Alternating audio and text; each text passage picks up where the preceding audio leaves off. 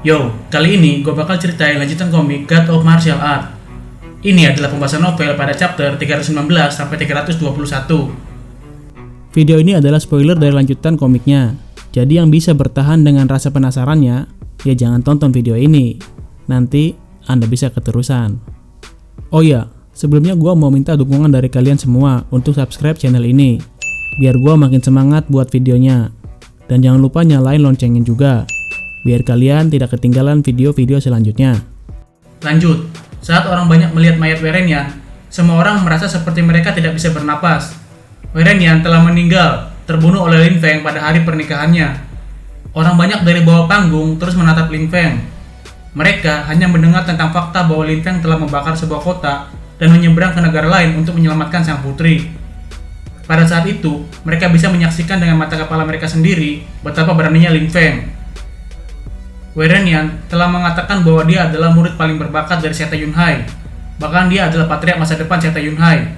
Namun, jika dia adalah murid paling berbakat dari Seta Yunhai, mengapa dia terbunuh dalam satu pukulan? Dan jika dia adalah patriark masa depan Seta Yunhai, mengapa dia mengkhianati sekte? Dan mengapa cincin patriark ada di jari Lin Feng? Semua kebohongan yang dikatakan Werenian akan benar jika dia berbicara tentang Lin Feng. Lin Feng adalah murid paling berbakat dari Sekte Yunhai. Masa depan sekte telah diletakkan di tangan Lin Feng. Meskipun musuhnya sangat kuat, Lin Feng tidak mengkhianati sektenya. Lin Feng membunuh siapapun yang akan mencegahnya bergerak maju, bahkan jika orang-orang itu adalah kerabat Duan Tianlang. Kerumunan yakin bahwa jika suatu hari di mana Lin Feng cukup kuat, Duan Tianlang akan dihukum juga. Saat itu, Duan Yu memandangi mayat Werenian. Werenian telah meninggal. Jodohnya telah dibunuh oleh Lin Feng dengan satu serangan. Selain itu, Lin Feng mengungkapkan semua kebohongan mereka. Pada saat yang sama, Duan Li berdiri. Dia terengah-engah, matanya dipenuhi oleh amarah. Sesaat sebelumnya, dia masih menyanjung Werenian dengan memanggilnya seorang jenius, seorang murid yang luar biasa. Tapi pada saat ini, Werenian telah mati. Para siswa dari Akademi Suci Seiwei juga berdiri dan menatap Lin Feng. Mereka juga merilis ki mematikan yang menyelimuti tubuh Lin Feng. Orang-orang di kerumunan yang melihat itu yakin bahwa Duan Li tidak akan diam saja. Lin Feng telah membunuh Werenian. Bagaimana bisa Duan Li menyerah begitu saja? Duan Li akan mencoba membunuh Lin Feng. Tak lama, Duan Li mulai bergerak. Dia dengan dingin melirik Lin Feng dan berkata, "Kau akan membayar harga untuk apa yang telah kau lakukan." Namun, Lin Feng hanya menjawab dengan tenang, "Duan Li, aku akan memberikanmu nasihat. Kau harus sangat hati-hati dan memikirkan konsekuensinya sebelum mengambil tindakan yang tidak perlu. Mereka yang mencoba membunuhku biasanya akan mati." Mendengar itu, Duan Li kemudian berkata dengan marah, "Hari ini kau akan mati." Duan Li sangat marah. Lin Feng telah membunuh menantu masa depannya. Setelah itu, Duan Li mengangkat tangannya lalu berkata lagi, "Panah." Lalu pasukan pribadi Duan Li mengambil busur dan anak panah mereka dan bersiap-siap untuk menyerang Lin Feng. Saat itu, ada 10.000 pasukan pribadi Duan Li. Pasukan ini siap menyerang kapan saja. Namun pada saat itu, Lin Feng tampak tenang. Dia dengan acuh tak acuh menatap Duan Li. Saat Duan Li menatap mata Lin Feng, dia mengerti ekspresi wajah tenang dan tentram itu adalah tanda kepercayaan diri Lin Feng. Saat itu, Duan Li mulai ragu-ragu. Namun dia kembali berpikir, calon suami putrinya baru saja terbunuh pada hari pernikahan mereka. Dapatkah Duan Li menurunkan kepalanya dan menyuruh pasukannya untuk mundur? Saat Duan Li masih bingung, tiba-tiba Yu Tianxi membisikkan kata-kata kepada Duan Li. "Duan Li, jika Lin Feng tidak mati, kau akan dipermalukan sepanjang hidupmu." Mendengar itu, hati Duan Li bergetar. Lalu segera setelah itu, dia mendengar sesuatu yang lain. "Jangan khawatir, Duan Li. Tidak peduli seberapa kuat Lin Feng. Ada begitu banyak orang di sini. Kami semua akan melindungimu." Mendengar kata-kata Yu Tianxi, pupil Duan Li mulai menyusut. Ia tampak lebih bertekad dari sebelumnya. Lalu kemudian, dia perlahan melambaikan tangannya. Saat itu, Duan Li berkata, "Mati." Segera setelah itu, lautan panah terbang di langit dan bergerak lurus menuju Lin Feng. Namun pada saat yang sama, di udara di atas Lin Feng, cahaya ungu tiba-tiba menyerang atmosfer. Lautan panah raksasa itu menghilang ketika bersentuhan dengan cahaya ungu. Saat melihat semua itu, Duan Li kemudian berteriak, "Bunuh dia!" Semua orang, bunuh dia! Dan dalam sekejap, ribuan pasukan menyerang Lin Feng. Namun, saat pasukan itu mendekati Lin Feng, ular ungu yang sangat banyak bergerak langsung ke arah pasukan itu. Dan dalam sekejap, 1000 orang telah terikat. Saat itu, Lin Feng berkata, mereka yang ingin mati akan mati. Lalu, ular-ular itu membuka mulutnya dan menelan semua pasukan itu. Dalam sekejap, 1000 orang telah tertelan. Mereka semua telah mati. Saat melihat itu, jantung orang-orang berdebar kencang. Sangat mengerikan sekali. Roh Lin Feng benar-benar menakutkan. Dia bahkan tidak perlu bergerak dan dapat dengan mudah membunuh 1000 orang. Siapa yang akan bisa menghentikannya? Duan Li yang melihat pasukannya menghilang, kemudian berteriak lagi, "Bunuh dia! Bunuh dia!" Lalu dalam sekejap, lebih banyak orang mulai bergerak maju menuju Lin Feng. Namun, ular Lin Feng bergerak di sekitar mereka dan menelan mereka semua. Saat itu, ribuan orang lainnya baru saja meninggal. Saat melihat rekan-rekannya terbunuh dengan mudah, para pasukan itu berkata, "Aku tidak bisa membunuhnya."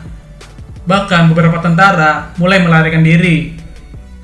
Saat orang-orang di kerumunan melihat tentara itu melarikan diri, orang banyak itu juga mulai melarikan diri. Tak satu pun dari mereka yang ingin mati demi Duan Li. Lin Feng terlalu menakutkan. Mereka tidak bisa membunuhnya. Mencoba membunuh Lin Feng hanyalah mencari kematian sendiri. Saat melihat semua orang mulai melarikan diri, Duan Li kemudian berkata dengan ketakutan, "Ini sudah selesai. Ini sudah selesai." Apa yang paling dia takuti akhirnya terjadi. Roh itu secara mengejutkan bisa berubah menjadi ribuan ular dan menelan orang-orang. Saat itu, Lin Feng juga terpesona pada kekuatannya. Dia sekarang baru mengerti mengapa kultivator lapisan Junqi pertama kali memberinya teknik kelebihan jiwa. Itu sangat kuat. Namun teknik kelebihan jiwa sangat menyakitkan untuk dipelajari. Saat ini, Lin Feng bisa membuat 1000 surplus jiwa. 1000 surplus jiwa ini bisa menggunakan kekuatan roh naga ungu dan kemudian berubah menjadi 1000 ular ungu. Lin Feng bisa mengendalikan mereka secara individual tanpa masalah. Hal ini membuat Lin Feng tidak takut berperang melawan pasukan orang lagi. Tak peduli berapa banyak orang itu, dia bisa membunuh mereka semua. Lin Feng tidak berarti teknik itu untuk waktu yang lama. Tapi jika suatu hari di mana dia bisa menciptakan 10.000 surplus jiwa, itu akan membuatnya semakin kuat. Dia akan bisa membunuh 10.000 orang dalam sekejap. Siapa yang bisa menghentikannya? Pada saat itu, Lin Feng menatap Duan Li, yang membuat jantung Duan Li mulai berdebar kencang. Lin Feng tampak tenang, namun di mata Duan Li, dia tampak seperti setan. Lalu Lin Feng bertanya kepada Duan Li, "Kau ingin membunuhku?" Mendengar itu, hati Duan Li sangat berdebar kencang. Sesaat sebelumnya, Lin Feng telah memperingatkannya bahwa sebelum dia bertindak, dia harus berpikir hati-hati tentang konsekuensinya. Tapi dia masih memberi perintah untuk membunuh Lin Feng. Lalu Duan Li berkata, "Aku seorang bangsawan di Shuiwei, dan aku adalah bagian dari klan Duan." Duan Li berusaha meyakinkan Lin Feng bahwa Lin Feng tidak bisa membunuhnya. Lin Feng kemudian menjawab, "Aku seorang markuis di Shuiwei, markuis dari Yangzhou." Lin Feng menatap Duan Li dengan tajam, lalu dia berkata lagi, "Tapi kau, seorang bangsawan, ketika kau ingin membunuhku, sepertinya kau lupa tentang statusku." Saat mendengar itu, Duan Li gemetaran. Apa yang dimaksud Lin Feng adalah bahwa meskipun Duan Li bagian dari keluarga kekaisaran, jika seorang bangsawan mencoba membunuh seorang markuis, mengapa markuis itu tidak bisa membunuhnya juga? Saat itu, Duan Li kemudian berkata, "Status markuis adalah sesuatu yang diberikan kepadamu, sedangkan gelar bangsawan adalah sesuatu yang mengalir di nadiku dan darahku. Jika kau ingin membunuhku, itu adalah pelanggaran yang berat terhadap keluarga kekaisaran." Saat itu, Duan Li sangat takut. Dia takut Lin Feng benar-benar membunuhnya. Lin Feng yang mendengar itu kemudian tertawa dan berkata, "Darah keluarga kekaisaran?" Lin Feng kemudian menatap Duan Li dan berkata lagi, "Duan Han juga memiliki darah keluarga kekaisaran. Tetapi dia mencoba membunuhku. Jadi, aku membunuhnya. Tapi lihat, aku masih berdiri di sini hidup-hidup." Mendengar itu, Duan Li kembali gemetaran. Memang, Lin Feng telah membunuh putra Duan Tianlang. Dia berani membunuh anggota keluarga kekaisaran. Duan Tianlang juga seorang bangsawan. Bahkan statusnya lebih tinggi daripada Duan Li. Lin Feng telah memandang rendah Duan Tianlang, sehingga dia tidak akan peduli dengan Duan Li. Pada saat itu, tiba-tiba Duan Li menatap Yu Tianxing. Namun, Yu Tianxing bahkan tidak melirik Duan Li. Dia perlahan-lahan menjauh dari Duan Li, yang membuat jantung Duan Li mulai berdebar kencang. Yu Tianxing sesaat sebelumnya telah berjanji kepada Duan Li bahwa dia akan membantunya. Tetapi pada akhirnya, tidak ada yang bisa menghentikan Lin Feng. Jadi Yu Tianxing bergerak menjauh dan meninggalkan Duan Li untuk melawan Lin Feng sendirian. Pada saat itu, Yu Tianxing mengolok-olok Duan Li dalam hatinya. Betapa bodohnya. Membunuh Lin Feng. Jika bahkan Duan Tianlang tidak bisa membunuh Lin Feng, bisakah Duan Li membunuhnya? Lin Feng telah membunuh menantu masa depan Duan Li. Tetapi dia juga membunuh putra Duan Tianlang. Siapa yang paling membenci Lin Feng? Jelas bahwa itu adalah Duan Tianlang. Tapi Duan Tianlang tidak berusaha membalas dendam kepada Lin Feng. Alasan yang pertama adalah karena Lin Feng memiliki teman yang sangat kuat di lapisan Xuan Qi. Lalu yang kedua adalah bahwa pangeran kedua Sui Wei telah menjelaskan bahwa Lin Feng adalah bagian dari fraksinya. Jika ada yang berani memprovokasi Lin Feng, bukankah itu sama saja dengan memprovokasi pangeran kedua? Saat itu, Yu Tianxing tidak berpikir untuk membunuh Lin Feng lagi. Menjadi salah satu musuh Duan Wuya tidak akan bijaksana. Pada saat itu, Yu Tianxing berpikir, dia hanya harus tetap di belakang dan dengan sabar menyaksikan perkembangan situasi. Tidak peduli siapa yang mati, bagi Yu Tianxing hasilnya akan sama dan itu akan mengarah pada tujuannya yang sebenarnya. Lin Feng jelas tidak peduli dengan motif jahat Yu Tianxing. Satu hal yang dia tahu adalah bahwa Duan Li akan mati. Lalu Lin Feng mengambil langkah ke depan sambil melepaskan ki yang mematikan. Dia perlahan bergerak menuju Duan Li. Saat melihat Lin Feng bergerak ke arahnya, Duan Li kemudian berteriak, "Lin Feng!" Namun, Lin Feng berkata dengan acuh tak acuh, "Aku telah memperingatkanmu beberapa kali dan memberitahumu untuk berpikir hati-hati sebelum bertindak. Tapi kau masih memberi perintah untuk membunuhku, dan karena itu kau akan mati." Lalu, Lin Feng melepaskan pedang Qi yang menyerbu seluruh atmosfer. Saat itu, Lin Feng menatap mata Duan Li dan berkata dengan dingin, "Aku telah memberimu cukup peluang." Mendengar itu, Duan Li kemudian mundur sambil berteriak, "Apakah kau berani?" Namun pada saat itu, badai ular ungu bergerak ke arahnya. Lalu dalam sekejap, Duan Li benar-benar ditelan oleh ular ungu. Saat itu, hati orang-orang berdebar kencang. Duan Li juga telah menghilang. Di jalan di luar kota Kekaisaran, 3 orang menunggang kuda berlari kencang melawan angin. Mereka mengenakan topi bambu. 2 dari mereka tampaknya mengenakan topeng perungu di bawah topi bambu mereka. Itu membuat wajah mereka benar-benar tersembunyi. Lalu orang-orang ini berhenti di restoran King Xin. Saat mereka memasuki restoran, seorang pelayan bertanya, "Tuan, apa ada yang bisa saya bantu?" Lalu seorang pria parubaya dari antara mereka berkata, "Kami ingin seporsi teh, 2 botol alkohol, dan sepiring acar." Staf pelayan itu mengangguk dan berkata, "Baik." Saat itu, salah seorang di sebelah pria parubaya itu berkata, "Jenderal, haruskah aku bertanya secara diam-diam?" Lalu, pria parubaya itu hanya sedikit menggelengkan kepalanya, dan dia berkata dengan suara rendah, "Tunggu sebentar." Pada saat itu, suasana di restoran King Xin menjadi sangat hidup dan berisik. Banyak orang mulai berbicara tanpa henti, dan terdengar sangat bersemangat. Lalu, salah satu dari mereka bertanya, "Tuan, apa yang begitu menyenangkan?" Saat itu, sebuah suara menyebar di restoran. Seseorang lalu menjawab, "Kau tidak boleh tinggal di restoran ini selamanya. Jika tidak, kau akan melewatkan semua acara spektakuler, seperti upacara pernikahan Werenian dan Duan Yu." Lalu orang itu berkata lagi, "Terlalu banyak orang yang pergi untuk melihat pernikahan Werenian dan Duan Yu. Bahkan jika aku pergi, apa yang bisa aku lihat?"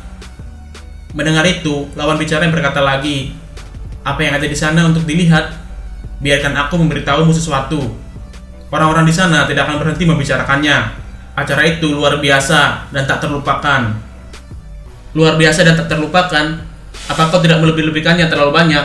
jawab orang itu. Lalu salah seorang lagi menjawab, "Memang, pernikahan adalah acara yang spektakuler. Tetapi setelah beberapa hari, kau akan melupakannya." Lalu lawan bicara menjawab lagi, "Kau bisa cepat melupakannya. Kalian harus pergi ke sana. dan kalian akan melihat semua orang yang pergi ke sana masih syok. Hari ini adalah upacara pernikahan Waeranian dan Duan Yu, tetapi Waeranian dan Duan Li keduanya meninggal. Seseorang membunuh mereka. Saat orang banyak mendengar hal itu, mereka tercengang. Lalu mereka berbisik, Waeranian dan Duan Li telah terbunuh. Kemudian salah seorang dari mereka berbicara lebih jelas apa yang sebenarnya terjadi. Benar, bagaimana Waeranian dan Duan Li bisa mati? Siapa yang memiliki kekuatan untuk membunuh mereka? Jawab yang lain. Saat itu, 3 orang dengan topi bambu juga tampak tertarik. Saat 2 orang bertopeng mendengar bahwa Waeranian telah mati, hati mereka mulai berpacu. Tapi saat itu, pria yang memberikan informasi itu hanya diam saja. Saat melihat orang banyak penasaran, tak lama dia berkata lagi, "Baiklah, karena semua orang ingin tahu, aku akan beritahu kalian. Kau mungkin masih ingat bahwa di masa lalu ada seorang yang membakar sebuah kota, membunuh ratusan ribu tentara musuh, dan juga menyeberang ke negara lain untuk menyelamatkan sang putri." Lalu lawan bicaranya berkata, "Tentu saja aku ingat, itu Lin Feng. Siapa yang bisa melupakan namanya?" Mendengar itu, pria itu tersenyum dan berkata lagi, "Lin Feng telah kembali. Dia kembali ke kota Kekesaran." Saat mendengar kata-kata pria itu, orang-orang di kerumunan tercengang. Lalu mereka mulai berbisik, "Lin Feng kembali." Saat itu seseorang lalu bertanya, "Tuan, fakta bahwa Lin Feng kembali, apakah itu berhubungan dengan Waeranian dan Duan Li?" Kemudian pria itu berkata, "Ya, tentu saja. Tidakkah kalian semua tahu Lin Feng adalah murid dari sekte Yunhai, seperti Waeranian? Namun, ketika Duan Tianlang memusnahkan sekte Yunhai, Waeranian memilih untuk mengkhianati sekte, sementara Lin Feng tidak. Sekarang, Lin Feng adalah patriark sekte Yunhai. Inilah sebabnya mengapa Lin Feng membenci Duan Tianlang dan pergi untuk membunuh putranya sebagai pembalasan. Selain itu, kali ini dia pergi secara pribadi menghukum Waeranian karena pengkhianatannya terhadap sekte. Saat itu, Duan Li ingin membalas dendam kematian Waeranian, tapi Lin Feng lebih kuat dan Lin Feng membunuh Duan Li. Saat orang banyak mendengar kata-kata itu, jantung mereka mulai berdebar kencang. Namun sayangnya, mereka tidak bisa pergi menonton dan melewatkan kejadian itu. Saat itu, 2 orang dengan topi bambu berkata, "Kapan itu terjadi?" Lalu pria itu menjawab, "Belum lama ini. Sekarang berita menyebar di bagian luar kota. Dengan sangat cepat semua orang mengetahuinya. Aku tidak berbohong tentang apapun." Lalu kedua orang itu memandang pria purbaya dengan topi bambu dan mereka berkata, "Jenderal, itu baru terjadi." Saat itu, pria purbaya itu menjawab, "Ayo pergi." Lalu mereka meninggalkan restoran. Di tempat lain, Lin Feng memasuki Akademi Surgawi. Saat ini, Lin Feng sudah sangat terkenal, terutama karena dia juga telah dengan kejam mengalahkan murid peringkat keempat, yaitu Du Gusang. Dia telah memaksa Du Gusang untuk berlutut di depannya. Itu adalah penghinaan yang kejam dan tidak berperasaan. Juga dikatakan bahwa Lin Feng bahkan memotong lengan Du Guxiao di kota Yangzhou. Ditambah dengan fakta bahwa ia telah mencapai banyak prestasi besar, adalah mungkin untuk mengatakan bahwa semua orang telah mengenalnya. Bahkan ada banyak orang yang menganggap Lin Feng sebagai kebanggaan Akademi Surgawi. Namun Lin Feng tidak pernah menganggap dirinya sebagai siswa akademi. Ia hanya pergi ke sana untuk berlatih kultivasi, tidak lebih. Saat murid-murid Akademi Surgawi melihat Lin Feng, mereka berkata, "Ini Lin Feng. Lihat, Lin Feng kembali ke akademi." Saat itu, di dalam Akademi Surgawi, suara-suara orang berteriak. Satu demi satu, mereka telah melihat Lin Feng. Orang luar biasa yang sudah terkenal di Shaiwei telah kembali ke Akademi Surgawi. Oke, sampai di sini dulu ceritanya. Jika kalian suka, tinggalkan jejak, like, dan komennya. Tekan tombol subscribe-nya sekarang juga. Dan aktifkan loncengnya, karena gue bakal segera upload lanjutan ceritanya. Oke? Semangat ya. Dadah.